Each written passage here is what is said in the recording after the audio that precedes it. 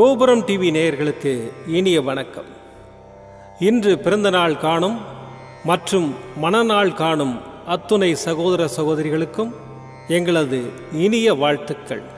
பாபாவின் ஆசிகளோடு பல்லாண்டு காலம் நீங்கள் எல்லா வளங்களும் செல்வங்களும் பெற்று நலமுடன் வாழ வாழ்த்துகிறோம். பாபா அழைக்கிறார். அவரின் பொன்மொழிகளை கேட்பதற்காக, நம் பிரச்சனைகளை தீர்த்து வைக்கும் அற்புதமான கூட்டு பிரார்த்தனை செய்வதற்காக, மேலும் மனம் ஒருநிலைப்படவும் மனம் அமைதி பெறவும் அற்புதமான தியானம் செய்யவும் பாபா அழைக்கிறார். பாபா நம் கரங்களை பிடித்து அழைத்து சென்று அற்புதம் நிகழ்த்தவிருக்கிறார். வாருங்கள், பாபாவின் பொன்மொழிகளை தரிசனம் செய்வோம். அன்பு குழந்தையே, கவலைகளை மறந்து என்னிடம் வந்து உட்கார். என்னையே தியானித்து கொண்டிரு. என் மீதே மனதை வை.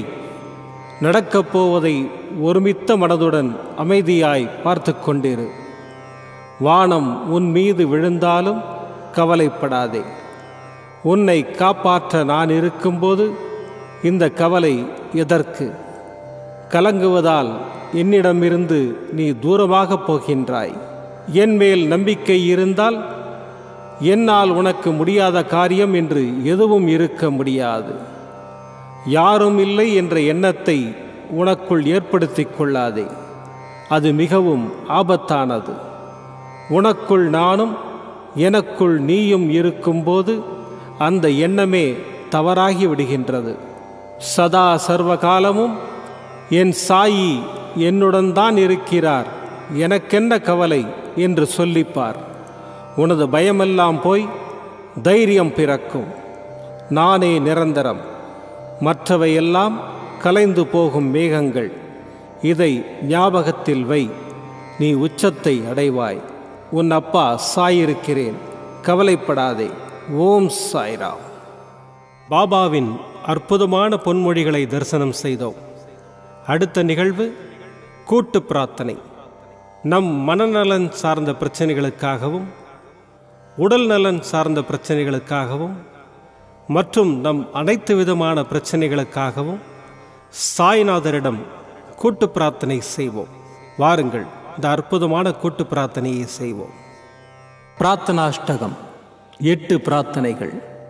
சாந்தமான மனம் கொண்ட சாயிநாதரே, அறிவின் சிகரமே, அன்புள்ளம் கொண்டவரே, கருணை கடலே, உண்மையின் இருப்பிடமே, மாயை என்னும் இருளை அகற்றுபவரே, ஜாதி மத பேதங்களுக்கு அப்பாற்பட்டவரே, எங்களின் புரிந்து கொள்ளும் திறமைக்கு அப்பாற்பட்டவரே, அன்பின் இருப்பிடமே, ஷீரடி வாழ் இறைவனே, என்னை காப்பாற்றும், என்னை காப்பாற்றும். ஞான சூரியனே, ஞானத்தை வழங்குபவரே, பக்தர்களின் மனங்களில் உலவிடும் பரமஹம்சரே, அனைத்து நன்மைகளுக்கும் காரணமானவரே, தங்களை சரணடைந்தவரை காப்பவரே, படைக்கும் தொழில் புரியும் பிரம்மாவும் காக்கும் கடவுளான விஷ்ணுவும் நீங்களே. 3 உலகங்களையும் யுகங்கள் முடிவில் தன்னுள் ஐக்கியமாக்கிக் கொள்ளும் ருத்திரனும் தாங்களே. நீங்கள் இல்லாத இடம் இந்த பூமியில் ஏது? எல்லாம் அறிந்த இறைவன் நீங்கள். எங்கள் எல்லோரின் இதயங்களிலும் வசிப்பவரும் நீங்களே. எனது எல்லா குற்றங்களையும் மன்னிக்க வேண்டும் என்று வேண்டி கேட்டுக்கொள்கின்றேன்.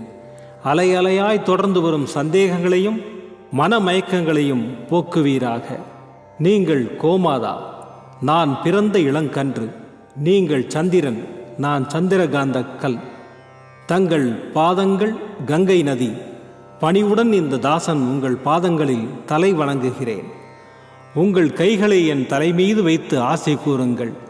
என் கவலைகளும் துன்பங்களும் பறந்தோடட்டும். இந்த கணு தங்களின் தாசன். இந்த 8 துதிகளையும் கூறி நான் உங்களை சாஷ்டாங்கமாக நமஸ்கரிக்கின்றேன்.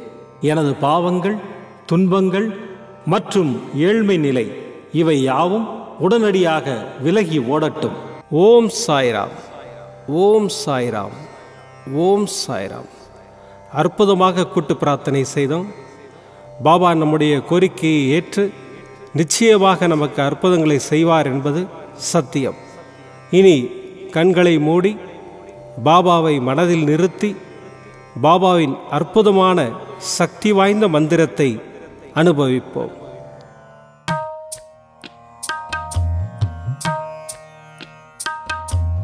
साई दयालं साई कृपालं साई अनंत त्रिगुणस्वरूपं नमो साईनाथं नमो साईनाथं नमो साईनाथं नमो साईनाथं साई दयालं साई कृपालं साई अनंत त्रिगुणस्वरूपं नमो साईनाथं नमो साईनाथं नमो साईनाथं नमो साईनाथं साई दयालं साई कृपालं साई अनंत त्रिगुणस्वरूपं नमो साईनाथं नमो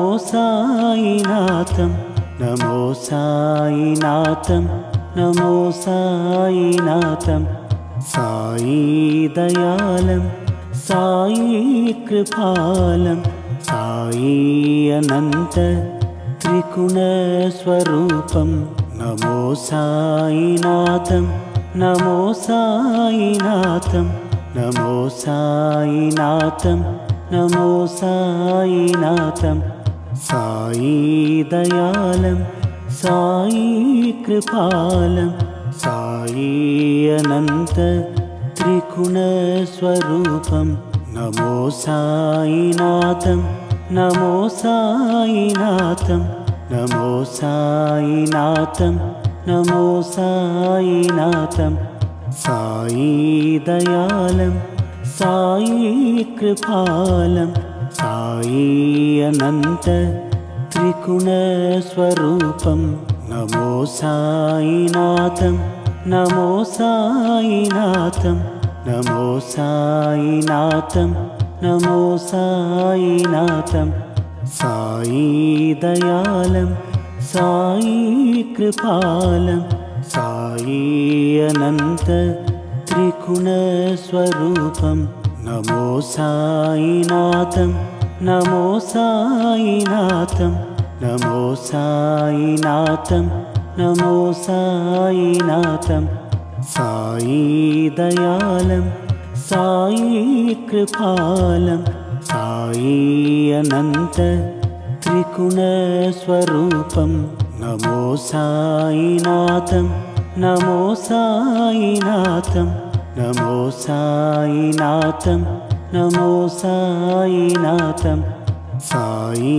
दयालं साई कृपालं साई अनंत त्रिगुणस्वरूपं नमो साईनाथं नमो साईनाथं नमो साईनाथं नमो साईनाथं साई दयालं साई कृपालं साई अनंत त्रिगुणस्वरूपं नमो साईनाथं नमो साईनाथं नमो साईनाथं नमो साईनाथं साई दयालं साई कृपालं साई अनंत त्रिगुणस्वरूपं नमो साईनाथं नमो साईनाथं नमो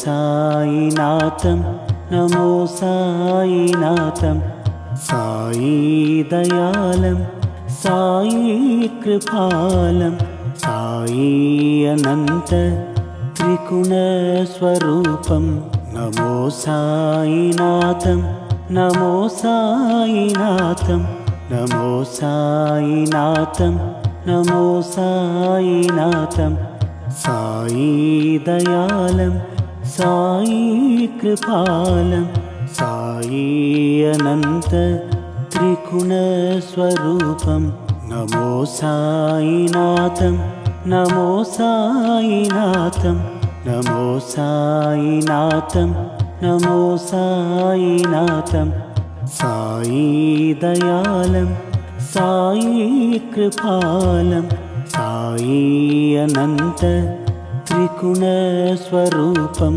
नमो साईनाथं नमो साईनाथं नमो साईनाथं नमो साईनाथं साई दयालं साई कृपालं साई अनंत त्रिगुणस्वरूपं नमो साईनाथं नमो साईनाथं नमो साईनाथं नमो साईनाथं साई दयालं साई कृपालं साई अनंत त्रिगुणस्वरूपं नमो साईनाथं नमो साईनाथं नमो साईनाथं नमो साईनाथं साई दयालं साई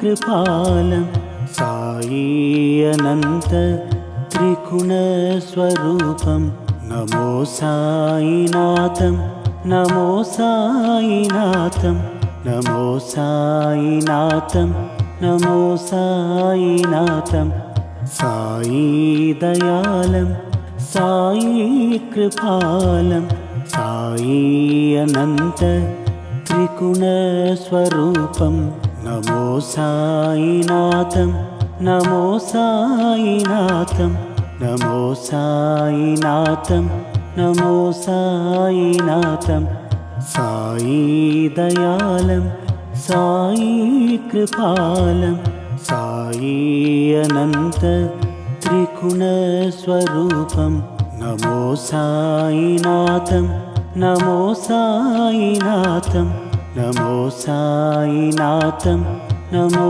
साईनाथं साई दयालं साई कृपालं साई अनंत त्रिगुणस्वरूपं नमो साईनाथं नमो साईनाथं नमो साईनाथं नमो साईनाथं साई दयालं साई कृपालं साई अनंत त्रिगुणस्वरूपं नमो साईनाथं नमो साईनाथं नमो साईनाथं नमो साईनाथं साई दयालं साई कृपालं साई अनंत त्रिगुणस्वरूपं नमो साईनाथं